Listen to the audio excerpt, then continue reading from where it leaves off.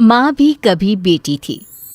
बेटी सारा दिन सोती है, ना पढ़ती ना कोई काम करती। अरे यहाँ तक कि 2-2 दिन हो जाते न नहाती न कपड़े बदलती। अरे मेरी बेटी ने खाना खा लिया, बता तो देती, मैं झूठे बर्तन हटा देती। बेटा देखना कमरा बदबू कर रहा है। माँ, मैं ना परफ्यूम डाल देती हूँ, अब ले जा।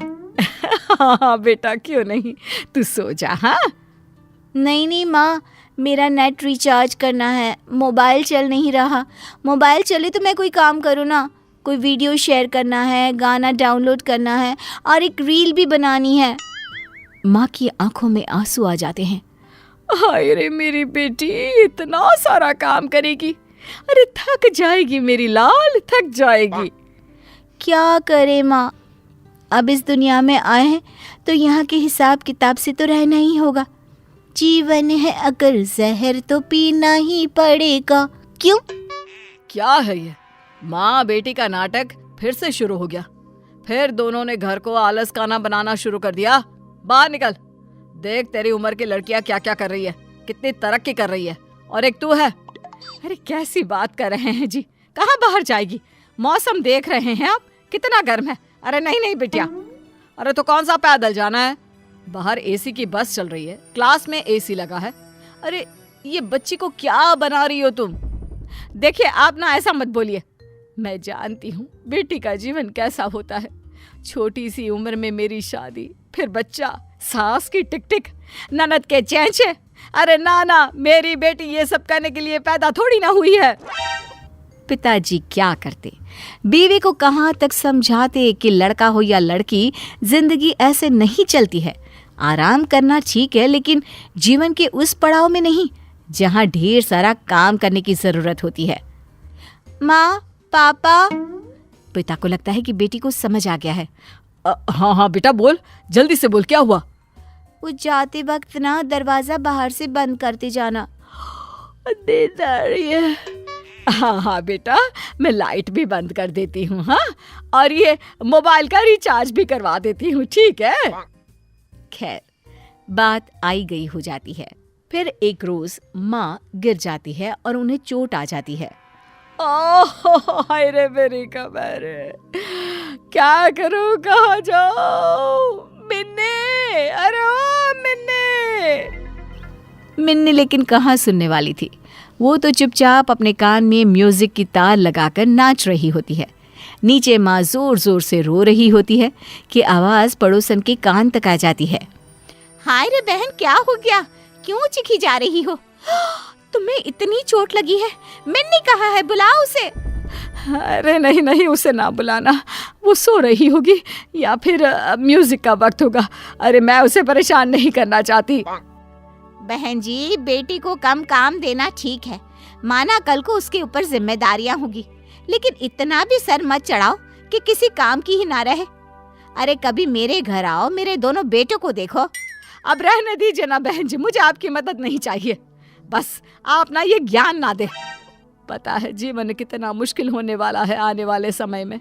काम की टेंशन, कमाने की टेंशन, ना सोने मिलता है ना वक्त पर खाना। अरे मैंने तो वो दिन देखे हैं, क्या भूख लगी है, सामने खाना भी रखा है, लेकिन खा नहीं सकते। ठीक है बहन जी, मान गए, लेकिन हमेशा ऐसा नहीं होता है। सबकी अपनी अपनी किस्मत है।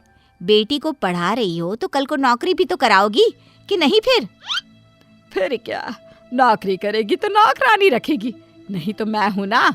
लेकिन वो काम धाम नहीं करेगी, सिर्फ आराम करेगी मेरी रानी। देर शाम हो जाती है। चोट के कारण माँ का बुरा हाल होता है।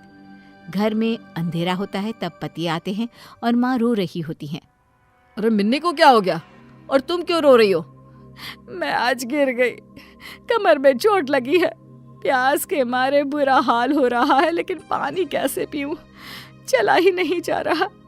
अरे तो मिन्नी को बोल देती। संध्या के वक्त भी घर पर अंधेरा छाया है, ना शाम की जोत जली।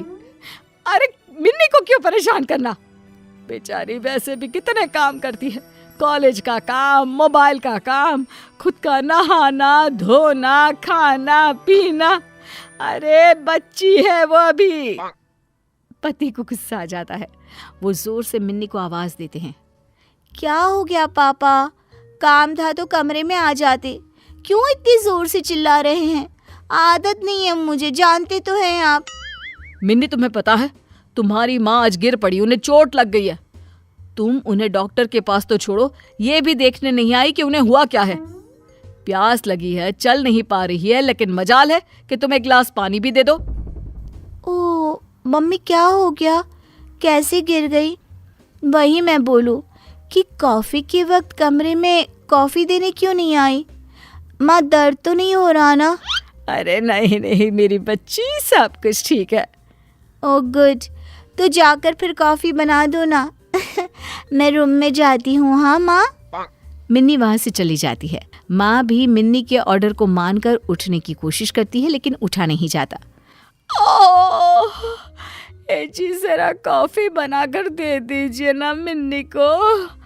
दे देंगे ना प्लीज। पागल नहीं हूं मैं तुम्हारी तरह। अरे माना बेटी है, लेकिन बेटा भी होता तो उसे कम से कम इतना तो पता होता कि माँ बाप अगर परेशानी में है तो कैसे बिहेव करना चाहिए। इसकी तरह तो बिल्कुल नहीं।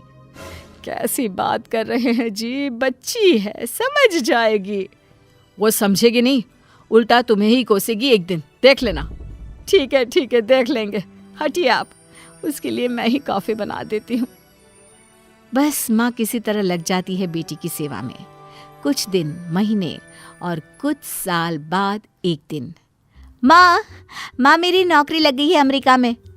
बेटी अमेरिका चली जाती है, लेकिन कुछ ही दिनों में।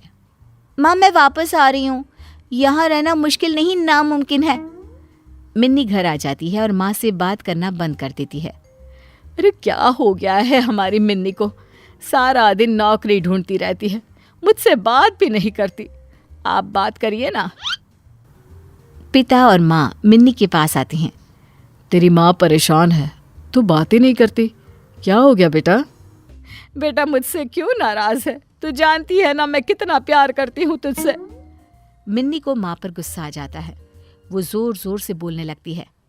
क्या है माँ, क्यों पीछे पड़ी हो? अरे अमेरिका में इतनी अच्छी नौकरी थी, लेकिन मुझे पता ही नहीं कि मैं क्या खाऊं, कैसे खाऊं। लोगों को कॉफी बनाना तो आता है, मुझे तो वो भी नहीं आता। अरे बेटा तभी तो कहा था काम वाली रख लेती। काम वाली? पता है अमेरिका में कितनी महंगी होती है?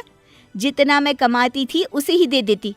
माँ, घर के बाहर कोई किसी के लिए कुछ नहीं करता, समझी? मुझे फाइनली वापस आना पड़ा। तू कुछ सिखा देती तो कम से कम मैं वहां सेटल तो हो पाती। हे भगवान, मैंने क्यों नहीं लोगों की बात मानी।